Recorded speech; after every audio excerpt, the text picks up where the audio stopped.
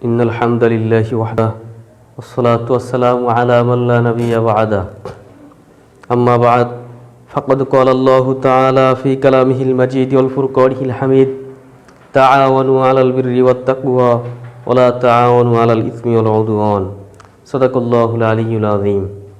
সম্মানিত উপস্থিতি, বর্তমান সময়ে একটি বিষয় নিয়ে বিভিন্ন মহল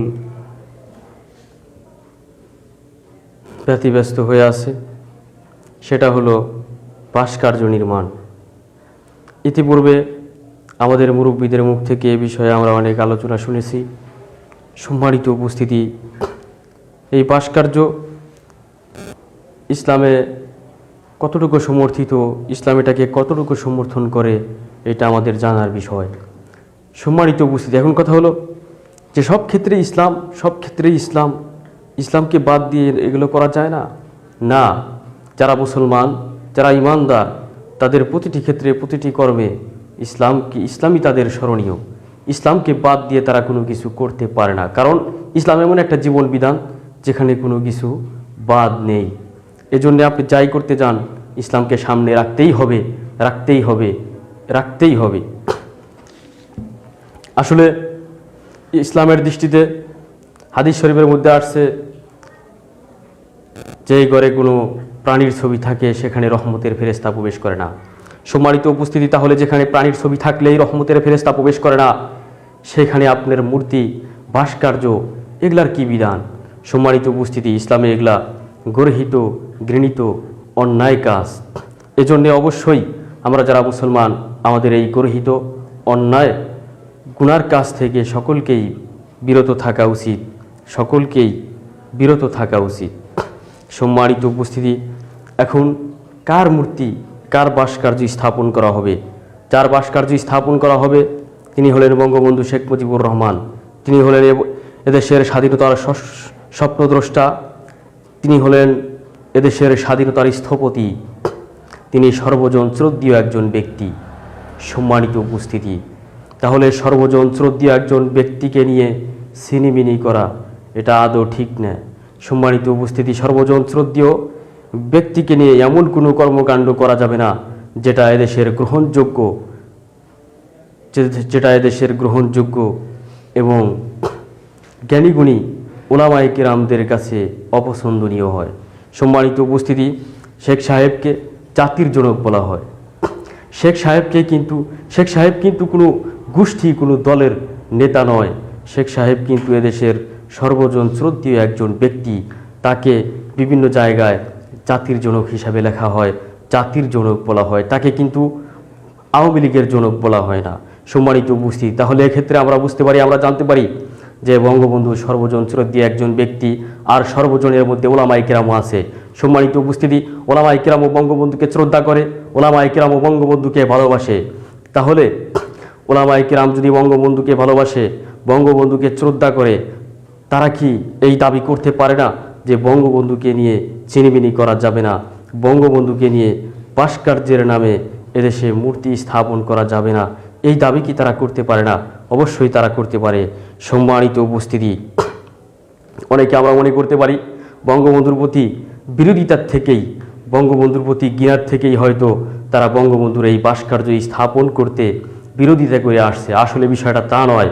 বঙ্গবন্ধুর প্রতি ওলামায়ে কেরামের শ্রদ্ধা আর ভালোবাসার থেকেই ওলামায়ে কেরাম এই ভাস্কর্যের বিরোধিতা করে আসছে। সম্মানিত উপস্থিতি, আপনি একটি কথা ভালো করে মনে রাখবেন, কাল কিয়ামতের আদালতে বঙ্গবন্ধুকে যদি আল্লাহ রাব্বুল আলামিন জিজ্ঞাসা করে, শেখ সাহেব, তোমার অনুসারীরা তোমার মূর্তি স্থাপন করেছিল, তোমার ভাস্কর্য তৈরি করেছিল, আমার মনে হয় শেখ সাহেব তখন বলবেন, ইয়া আল্লাহ, ইয়া রাব্বুল আলামিন, আমার কষ্টে অর্জিত, আমার ত্যাগে অর্জিত স্বাধীনতা ভোগ করেছে আমার দেশের ওলামায়ে কেরাম।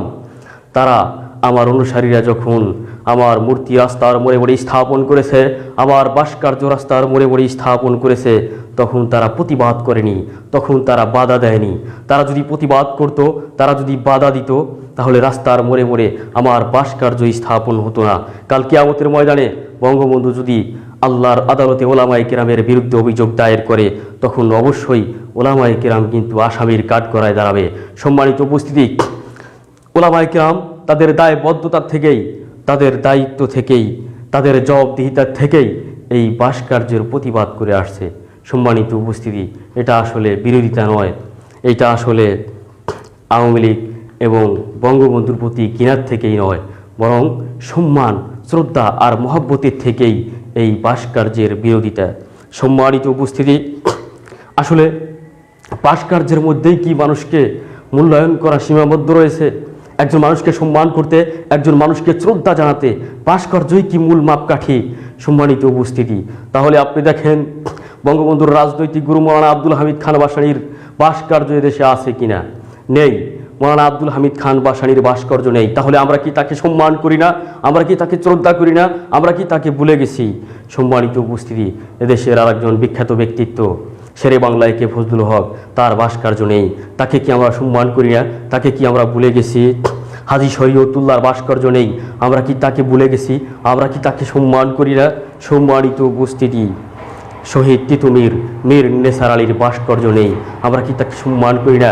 হাজী মহসিন আলী, আমরা কি তাকে সম্মান করি না? তার ভাস্কর্য নেই। সম্মানিত উপস্থিতি, ভাস্কর্য দিয়েই যে একজন মানুষকে শুধু সম্মান আর শ্রদ্ধা করা হয় তা নয়, বরং ভাস্কর্য ছাড়াও একজন মানুষকে সঠিকভাবে শ্রদ্ধা আর মূল্যায়ন করা যায়। সম্মানিত উপস্থিতি, তাই আসুন নিজেদের মধ্যে হানাহানি নয়, দলাদলি নয়, নিজেদের মধ্যে বিভেদ নয়, সংঘাত নয়, আমরা কল্যাণ এবং শান্তির পথে ফিরে আসি। যেভাবে বঙ্গবন্ধুকে মূল্যায়ন করলে, সম্মান করলে তিনি প্রকৃত সম্মান আর মূল্যায়ন পান, আমরা সেই পথে বঙ্গবন্ধুকে শ্রদ্ধা আর সম্মান করি আর মূল্যায়ন করি। সম্মানিত উপস্থিতি, ভাস্কর্য নির্মাণের কাছ থেকে আমরা ফিরে আসি, বিরত থাকি। সম্মানিত উপস্থিতি, আসলে ভাস্কর্য কারা স্থাপন করতে চায়? তারা কি বঙ্গবন্ধুকে প্রকৃতপক্ষে শ্রদ্ধা করে, বঙ্গবন্ধুকে প্রকৃতপক্ষে সম্মান করে? নয়, বরং তাদের এই ভাস্কর্য স্থাপনের মধ্যে বঙ্গবন্ধুকে শ্রদ্ধা আর সম্মান জানানোর পাশাপাশি তাদের হীন মনোমানসিকতা রয়েছে। তারা বিদেশি সংস্কৃতিকে এদেশে চালু করতে চায়। সম্মানিত উপস্থিতি, এটা বাংলাদেশ, এটা বঙ্গবন্ধুর দেশ। এখানে বাংলাদেশের অধিকাংশ জনসংখ্যা মুসলমানের সংস্কৃতি এখানে চলবে, বঙ্গবন্ধুর সংস্কৃতি এখানে চলবে, ইসলামের সংস্কৃতি এখানে চলবে। এজন্যে বঙ্গবন্ধুকে সঠিকভাবে মূল্যায়ন আর শ্রদ্ধা করতে হলে বঙ্গবন্ধুর ভাস্কর্য নির্মাণ করা থেকে আমাদের ফিরে আসা, এটাই আমাদের ইমানি দায়িত্ব।